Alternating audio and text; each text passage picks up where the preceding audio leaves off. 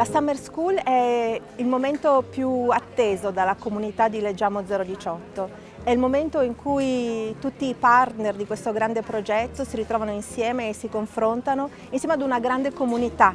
Quello che ha spinto il progetto Leggiamo 018 è un progetto che nasce dal basso, nasce dalle biblioteche, dalle scuole, dai lettori volontari. È una formula innovativa rispetto a qualsiasi altro progetto di promozione della lettura e ne siamo molto orgogliosi.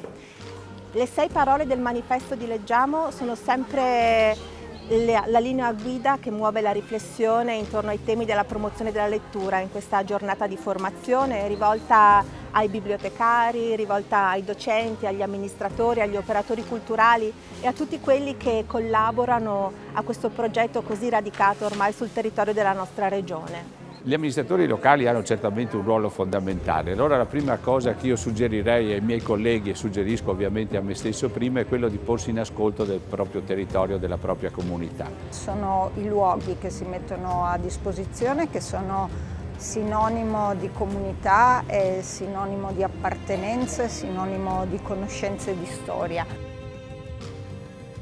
Esistono molti libri diversi, esistono libri che ti portano un po' a chiuderti nelle stanze, esistono invece libri che ti aprono al mondo.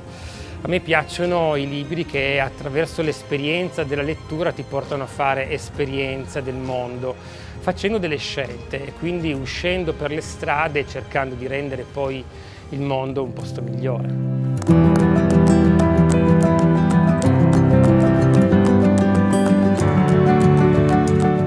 Essere dei lettori competenti oggi richiede l'acquisizione di numerose competenze e abilità collegate anche alla lettura digitale. Tra gli argomenti che oggi abbiamo affrontato è proprio la trasformazione anche della radio, da radio soltanto da ascoltare a radio che si può anche vedere, quindi visual radio. Il tempo è molto importante nell'apprendimento del linguaggio e anche nell'apprendimento di più di una lingua, perché il più presto il bambino inizia ad imparare 2 lingue, il più velocemente andrà avanti il percorso dell'apprendimento.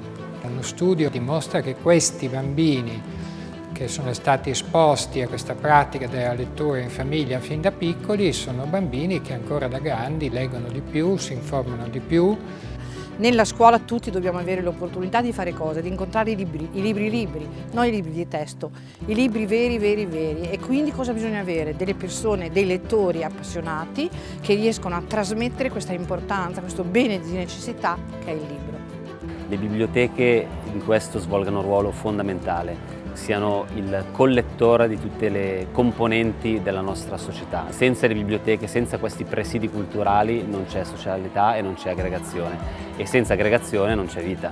Emerge un'Italia che secondo me ha delle enormi energie. Immaginate che tutta l'Italia promuova una summer school nello stesso periodo, ecco questa sarebbe una rivoluzione realizzata. Perché? Perché qui c'è un'intera comunità tutta concentrata sul leggere, sull'intenzionalità di aiutare i ragazzi a diventare lettori.